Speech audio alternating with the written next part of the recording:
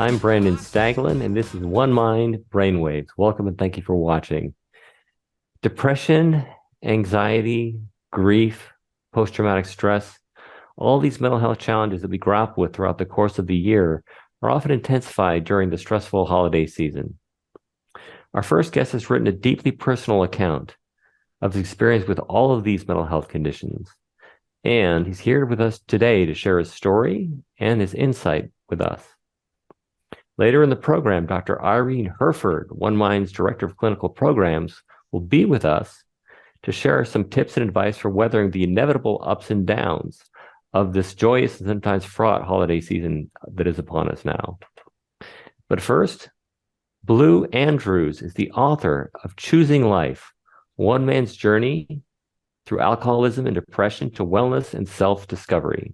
He's also the founder of Creed's Living, a recovery, personal growth, and wellness website. We're very lucky to have with us today. Blue, welcome to Brainwaves. Thanks for being with us. No, thanks so much for having me. Appreciate it. Thank you. You're welcome. Viewers, thank you again for watching, and feel free to post comments or questions in the chat at any time. And if you know of anyone who could benefit from the information we're sharing in today's webcast, please share this show with them. Thank you. So, Blue, let's get into it. The first chapter of your memoir is devoted to some significant lessons you learned and things you experienced, some losses you experienced early in life. The deaths of your mother and also suddenly of friends that were close to your own age. Later, the unprocessed grief sneaks up on you, and you say you felt like you were drowning in it. Looking back on that time of loss, to what extent do you think that those early challenges led to your later emotional and mental health challenges? Yeah, I think those losses, the deaths specifically in such a short period of time when I was a teenager and still growing up, I think got me thinking about death and sort of acted like these body blows, to me. That they really didn't knock me out, and they weren't visible, but they were, bruising underneath. And I also, experienced a different kind of loss with my father taking off more than once and leaving us behind. And so there was that another type of loss that I experienced around, before, during, and after those deaths. And I think they just sort of sat there under the surface. And because I wasn't old enough, or I didn't have time, or I didn't have the resources to really process those losses, they just sort of sat there. And later in life, as my life got fuller with career and family and just growing up, I think they surfaced whenever I needed some sort of emotional strength or energy. They would just pop up and remind me that, hey, we're gonna take a lot of your emotional strength away because you didn't deal with us. And I think it really drained my ability to deal with life later on, for sure.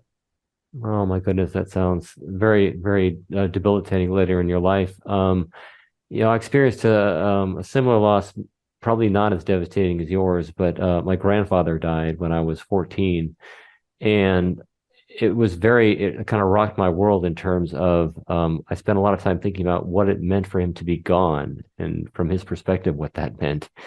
And I think it may have been a part of the cause of an early episode that I had with psychosis, kind of pre-psychotic episode. Later in life, I developed schizophrenia.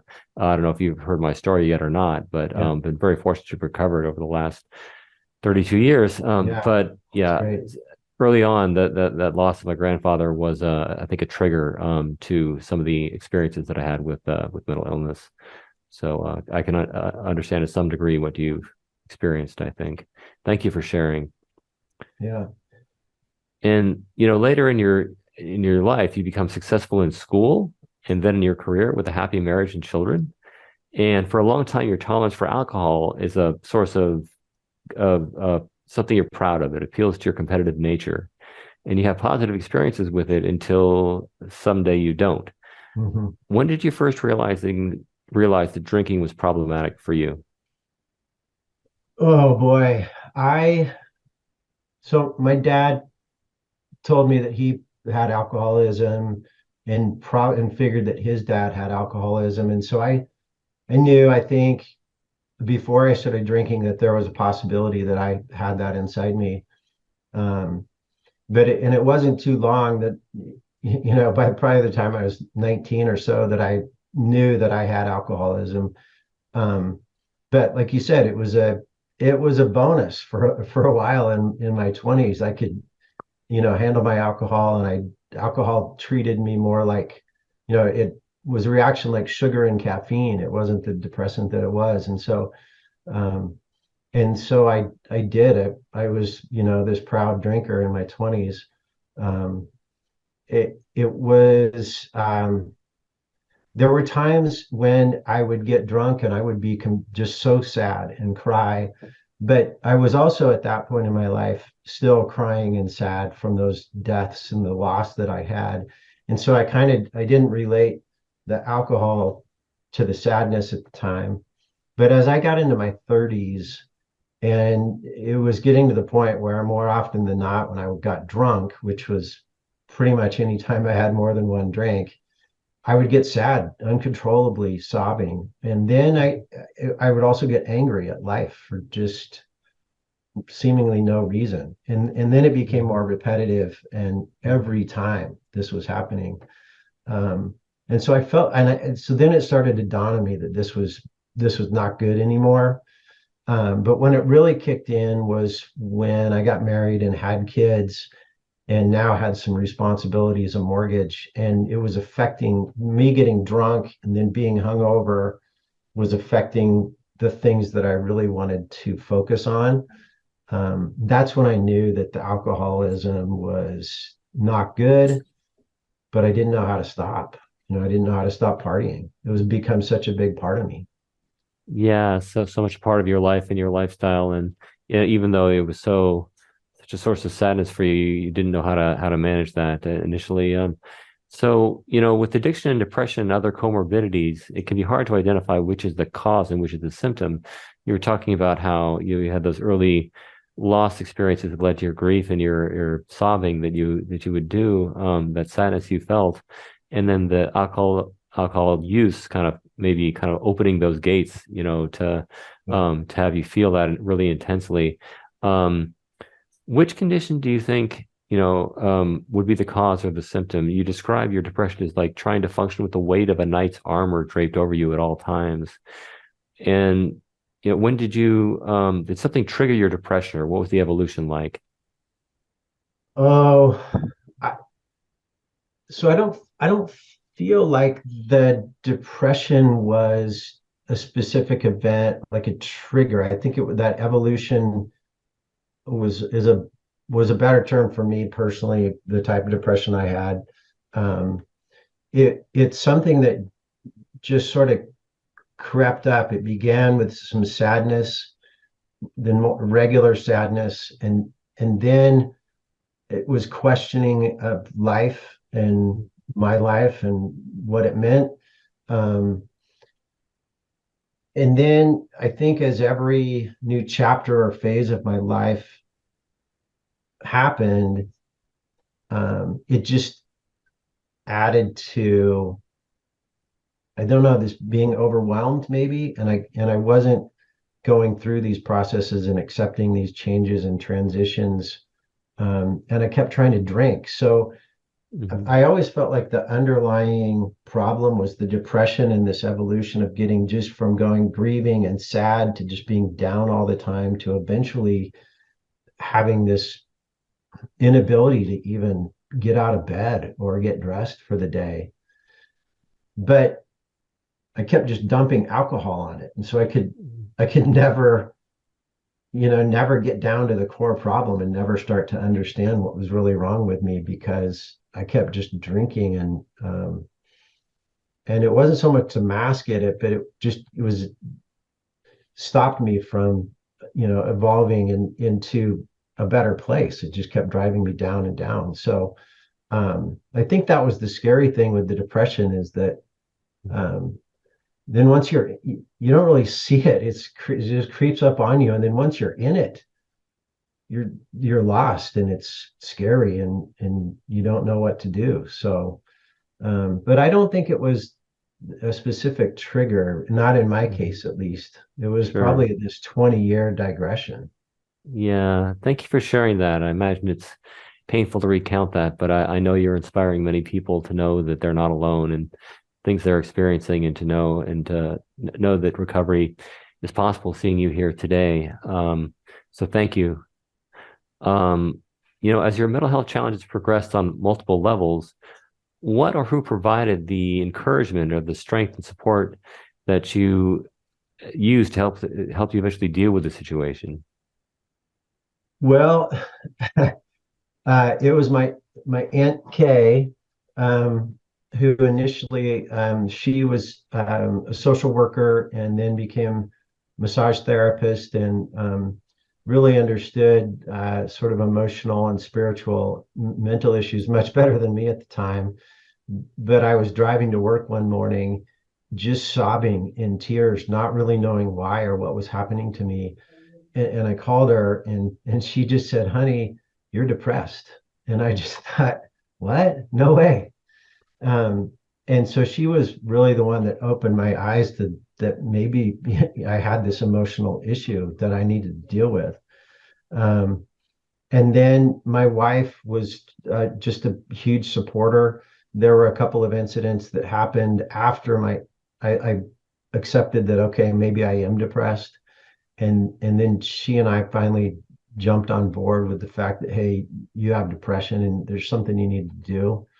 Um, I think my kids were motivating, inspiring for me to try and figure this thing out and understand what it was. And then once I finally admitted to myself that I have depression and I have alcoholism, and then I was able to say that out loud, um, so many resources opened up for me: friends, family, therapists, um, books, articles, but I think, my aunt, my wife,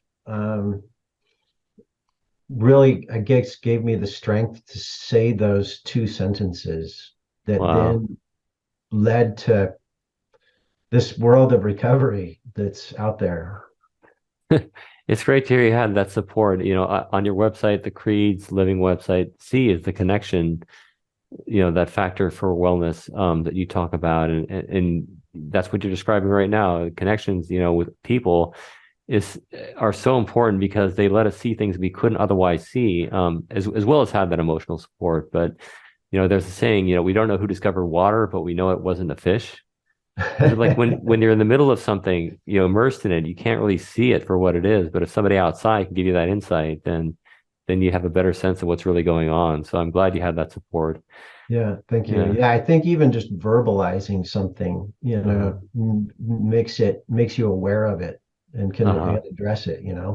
Yeah. Fantastic. Great. Good for you. As we are talking about, no one can do it alone. But what made you ultimately want to focus on doing the hard work of going from a place of depression and addiction to sobriety and recovery?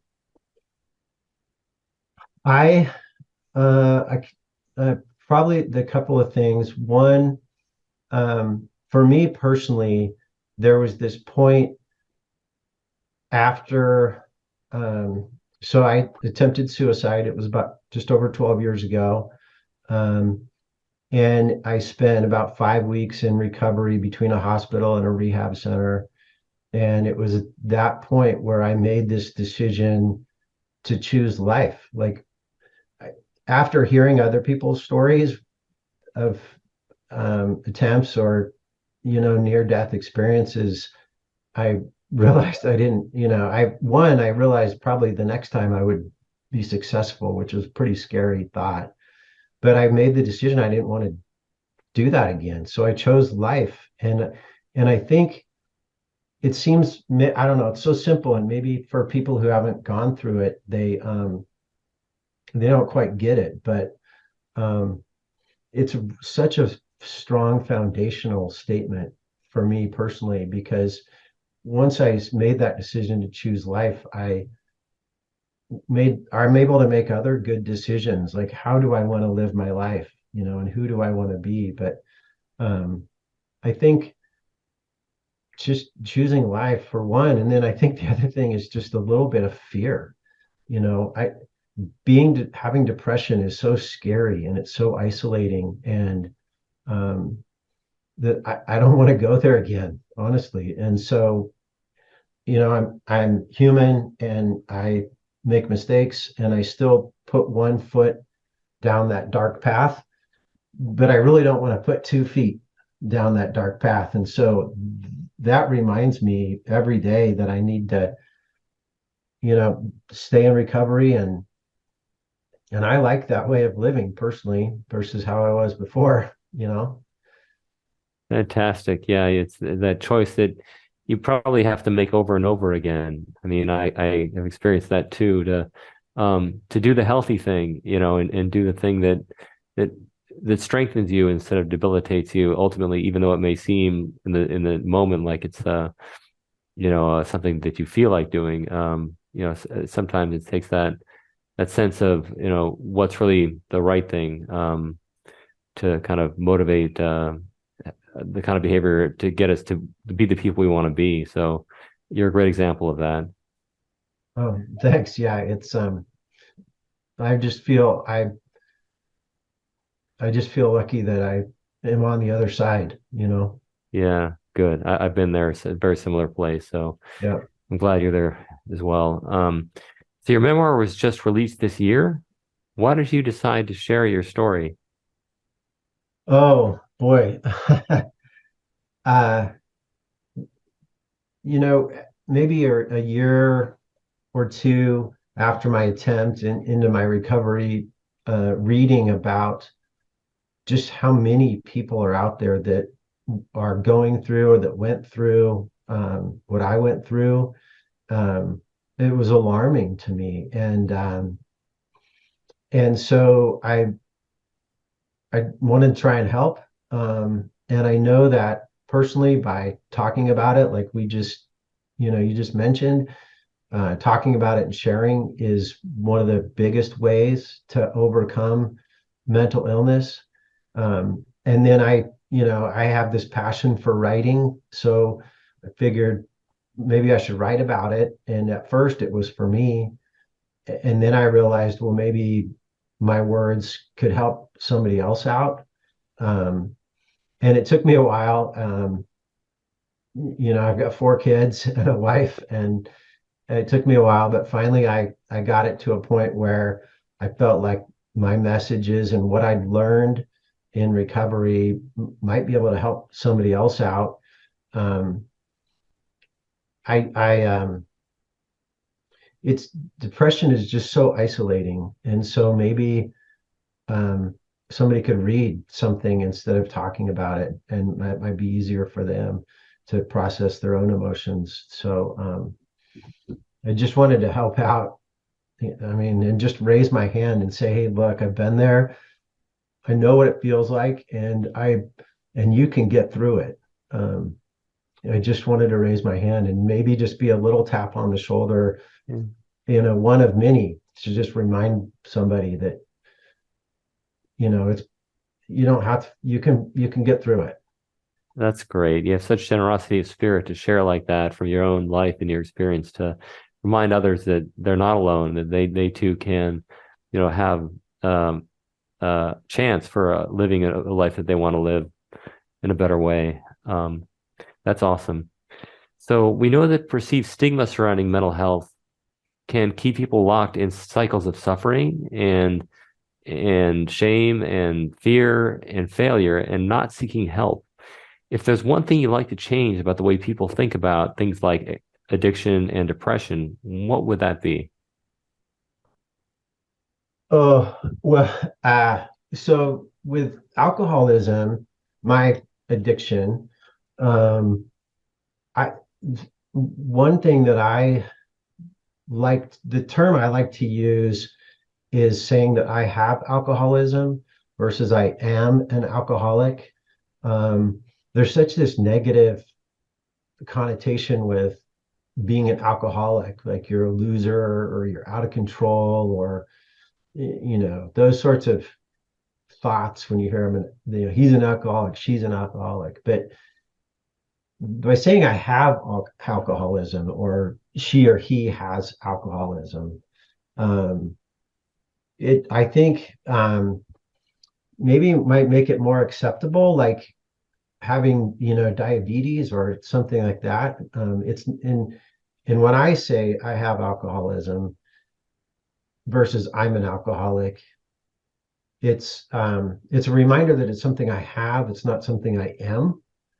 Um, and so I would love to see that phrase get worked into American culture, having alcoholism versus being an alcoholic.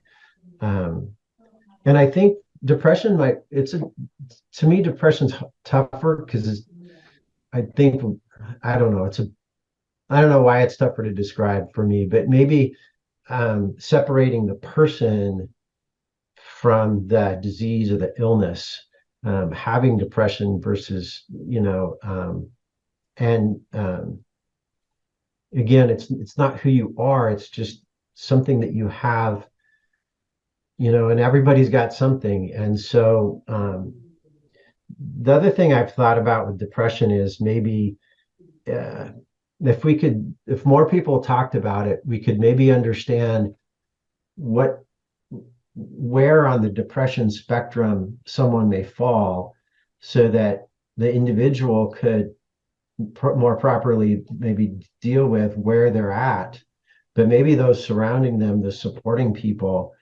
would know how to be supportive, or what might need to be done depending on where we are in our depressive state. Um, so I think those are some things I've thought about, that I try and terminology I try and use, and things I try and think about when I'm talking with other people. Yeah, I think that's really important to understand that our conditions don't define who we are as human beings. There's so much deeper, you know, depth to each Yeah. individual, and everyone is unique. And that I'm glad you kind of teach that, through the work that you do. If you could give your younger self some mental health advice, what would it be? Oh boy. Uh, my younger self, I think one of the things I learned in my recovery, and I try and remind myself all the time, is that emotions are, they're neither good nor bad, um, but they just are. And to the and I get emotional because I feel sad for that younger self sometimes. But if I could just say, just accept your emotions for what they are. Don't tell yourself that I should feel this way or I'm supposed to feel this way. Um, but just take them as they come, and then the best that you can as a young adult, a teenager, or someone in your early 20s, start to identify those emotions, label them or name them, which I think is hard for a teenager. Um, but the best you can, learn about different types of emotions, and maybe learn to describe your emotions, and then don't judge them. Um, just be gentle with them and accept them for what they are. And then I think if I was able to have done that, maybe I could have um, addressed them a little bit, better than I did. So, Wow. Yeah, yeah. that's golden advice. That is so valuable to hear. It's something that took me years and years and years to start to realize, and I still try to embrace that idea when I confront emotions that are unpleasant or difficult to sit with. Yeah, but that's great, great advice. Yeah, that one of the things that I found in my recovery was you can find it out on the internet. There's a chart of emotions, Hmm. dozens of different emotions. And when I was learning myself how to deal with emotions. It's like you could look at the chart and say, oh, I'm feeling this emotion or that emotion. So maybe my teenage self could have used that chart. I don't know. Sounds like a great resource. Yeah. So this holiday season, what words of hope do you have for anyone who's struggling with, say, anxiety, depression, or addiction, either for them or for their families, on how to cope and make the most of their well-being this holiday season? Um, well, um, I think one is and both for the supporters and somebody going through something, just don't isolate, stay connected. Um, and maybe you don't have to talk about how you're feeling right now in the moment during this, this big time of the year. But just don't let somebody or yourself just fall out of connection at all. And I just, it's hard to see when you're feeling down and really, really struggling. It's hard to see, but just know that, that life is good and people are good and things around you can be wonderful. It's possible. It is worth it to choose life. Mhm. It is worth it to live. And there are steps that you can take that are simple steps. They're not easy, and it's not just one step, but there are simple steps that you can take and to feel better. So I hope that whether my words or somebody else's words can remind you that life is worth it. It's worth it. Thank you for sharing that wisdom. I hope that it inspires many of our viewers to choose life and to, have that as a creed to live by. So thank you for sharing that. That's fantastic. And thank you for spending time with us on Brainwaves today, Blue. My grandmother always had a saying, "Buzz me, Mr. Blue." And I don't know where she got that, but it may have been something that maybe she had met you at one point in her life. I don't know, but but you've certainly given me a buzz of inspiration today. So thank you so much. And thanks for your bravery and sharing your story with the world. To learn more about Blue's story, you can visit his website at creedsliving.com, or you can buy the book there. You can also buy the book wherever books are sold, Amazon.com, Barnes & Noble, other resources like that. And please check it out. Blue, thanks so much, and have a great holiday season. Thank you. Thank you. You too. Joining me now is One Mind's Director of Clinical Programs, Dr. Irene Hurford. Irene, thanks for being with us today on Brainwaves.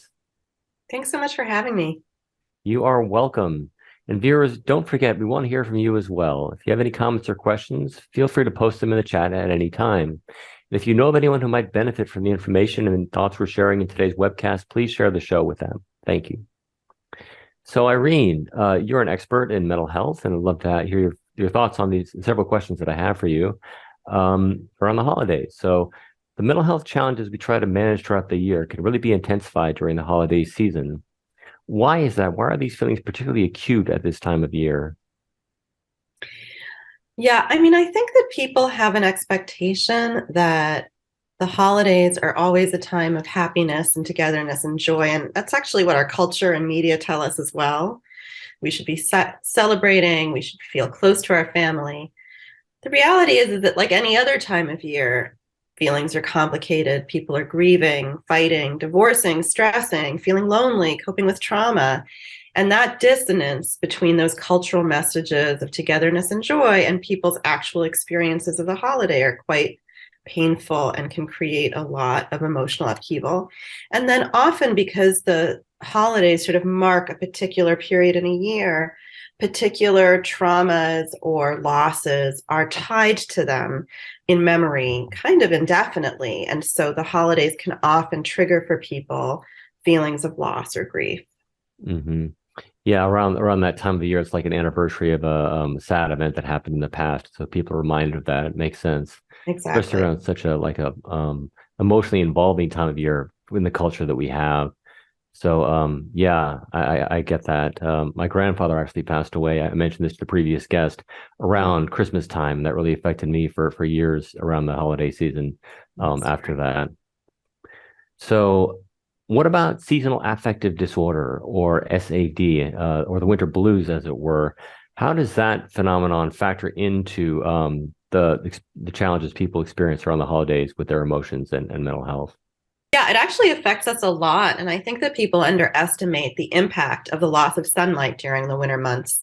Our bodies are actually, in many ways, clocks, and very sensitive ones, actually. And waking in the dark and coming home in the dark really messes with our circadian rhythms, and our mood reflects this. So I actually recommend to patients or people that ask me about it to get a light box. And you can get them pretty much anywhere these days.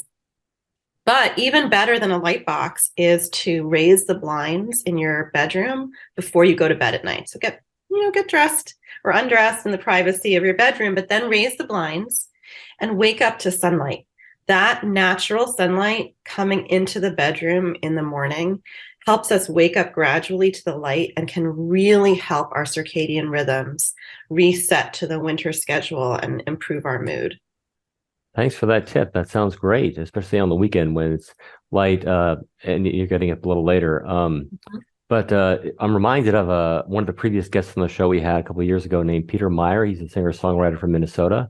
He has a great song called "Where Is the Light?" And it's all about how during the late months of December, of the year, you go to work and it's dark. You come back home from work and it's still dark, and it's dark all the time when you're inside or outside the house. And he says, so where is the light? Where is the light? That's how the chorus goes. And he finally says, the light's inside of me. Hmm. And so, or in a light box, which is another option. Okay. If it's not inside of you, maybe you can find it in a box. Exactly. That's right. Well, glad there are solutions out there for people experiencing seasonal affective disorder. Yeah, it's a real Um, problem. yeah. So what are some things to bear in mind as people navigate this period of the approaching holidays? Are there ways to kind of shore up our own mental and emotional health and well-being? Lightbox is one idea, but are there other ideas you can think of? Sure, sure. I tried to actually come up with like a 12 ways of Christmas idea, but in the end, I couldn't come up with 12. So I have an 8 days of Hanukkah. Okay. So I have 8 tips. Tip one is to breathe. Breathe in, breathe out, and breathe into your belly specifically. Inhale for 5, exhale for 6. That slow, deep breathing into the belly, not in the top of the chest, activates our parasympathetic nervous system and calms us down. That's a good way to start the holiday season. Maybe every morning, take a moment to breathe. My second tip is to make a plan. So, how much can you actually do? How much time do you need in advance to shop, wrap, send cards, make meals, whatever it is? And more than just planning for time, plan for your own emotional energy. So, how much energy do you need to see certain friends, certain family members? So, planning in advance can help us to not run out of time or emotional endurance. My third tip is sort of related to number 2. Once you've defined for yourself your practical and mental limits, you need to stick to them. And so, my tip 3 is to set boundaries. And if there are people in your orbit that take a lot out of you, to be clear with them about what you can do and what you can't do, and then hold to those limits. So, for instance, over Christmas, you could say to your in-laws, well, we really do want to see you on the 25th, but we've made plans with my family and we don't want to overschedule the kids. Can we see you on the 26th instead? So, considering other people's needs, but also setting realistic limits for oneself. So, my fourth tip is to respect the limits of others. So, like you, setting your own limits, other people are also struggling with the practical and emotional demands of this season. And so, you might find yourself on the receiving end of someone else's limit setting. If you are, be understanding, respect their boundaries like you would like to have your boundaries respected. Okay, my fifth tip, create boundaries for yourself with yourself. So I know I'm talking a lot about boundaries. It's a theme. So for instance, if you've decided you don't want to overeat, you don't want to drink too much, you don't want to go home with a coworker after the office party, then respect yourself and don't give in to those temptations that you're going to regret after the holidays are over. How to set those limits and then hold to them is a whole nother conversation. Give yourself permission. So this is number 6. Give yourself permission to enjoy the holidays as much as you can. So sometimes when we're grieving or we're angry or we feel overwhelmed, we have a way of punishing ourselves by not allowing ourselves any pleasure or joy in the present moment. So maybe before the holidays really get underway, take some time to think about your own relationship to joy and pleasure, and then take it wherever you can find it while respecting all those boundaries, of course. Tip 7, give unto others. So not just physical gifts, but gifts of kindness and emotional generosity. It really does come back around again. And honestly, even if it doesn't come back around, it's still the right thing to do. And then number 8, my last tip, is to gift yourself grace. The holidays can be hard. You may not abide by your boundaries for yourself or others. You may not find any joy or any pleasure. You may end up simply willing yourself through each day until the holidays are done. So be gentle with yourself. You're not alone finding this time of year very hard. Feel those invisible hands of others lifting you through these dark days.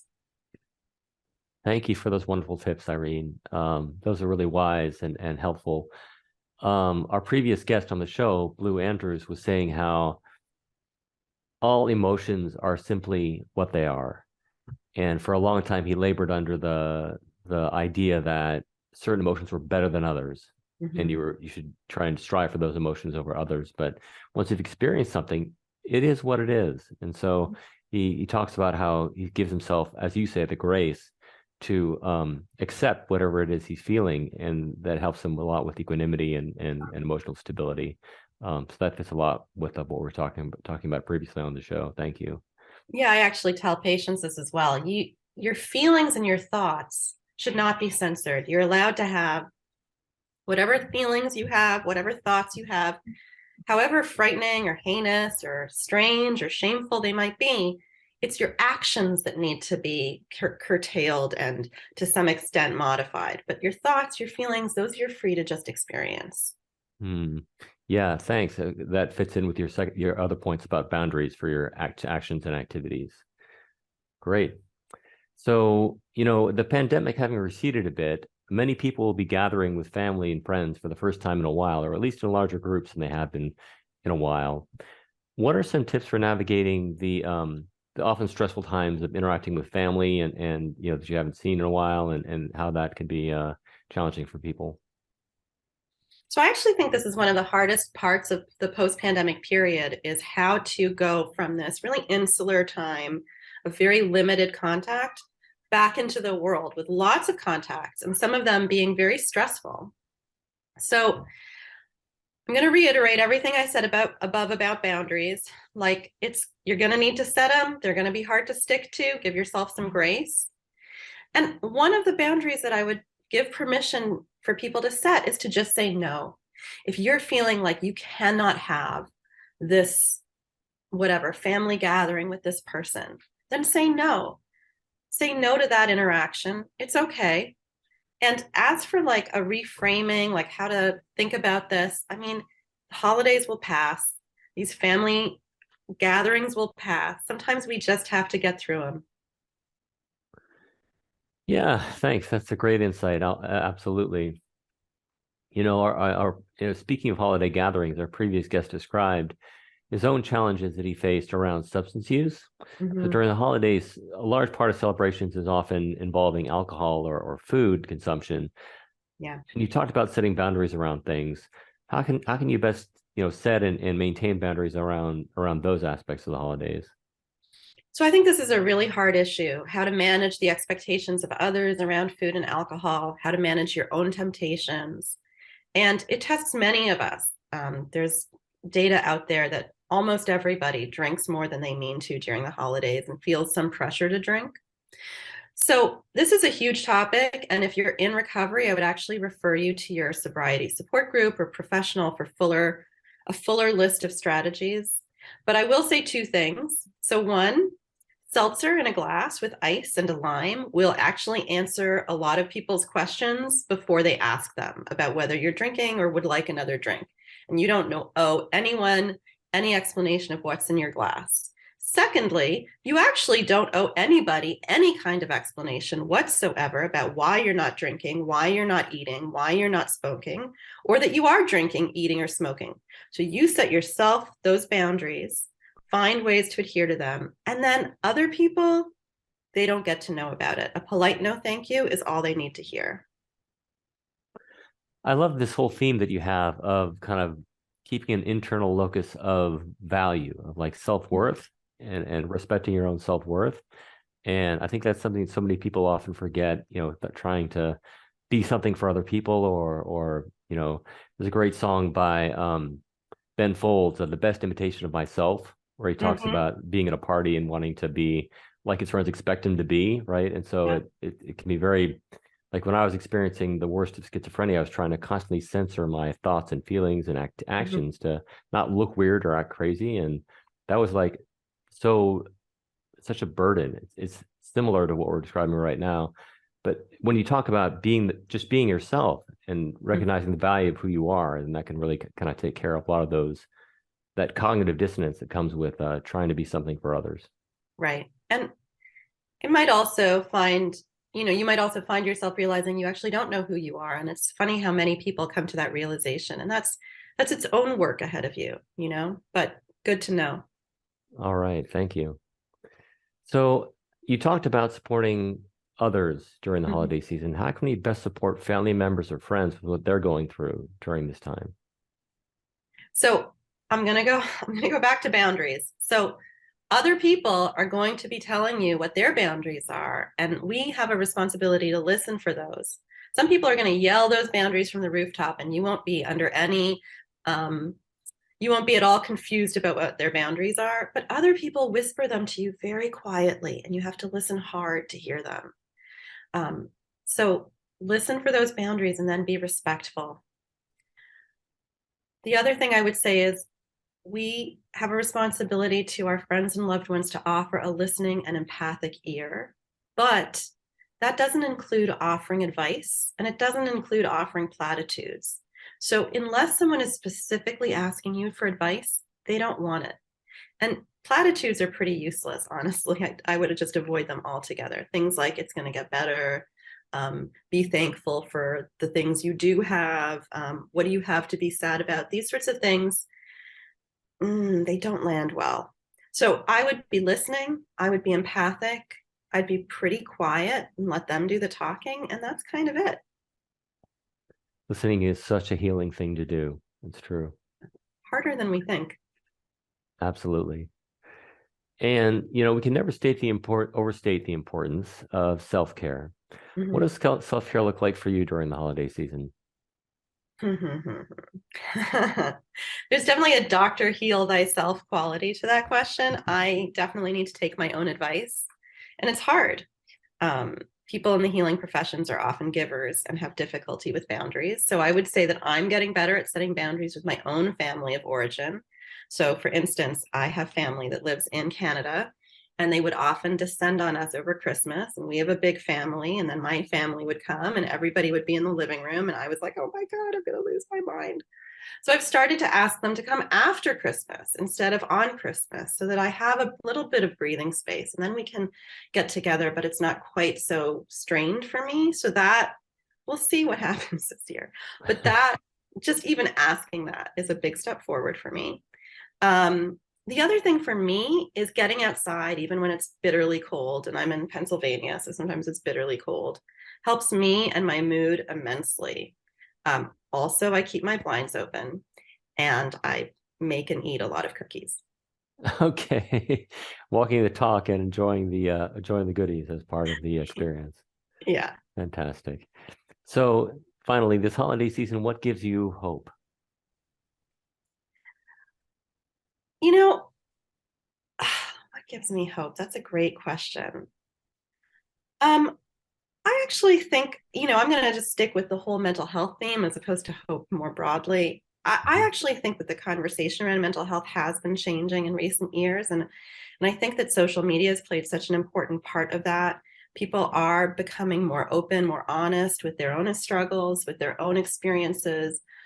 with their feelings, with their struggles with mental health, with their struggles in the mental health system. And I do think that's changing the way the younger generation thinks about, talks about, and looks for help around mental health. So I think that's really hopeful and exciting.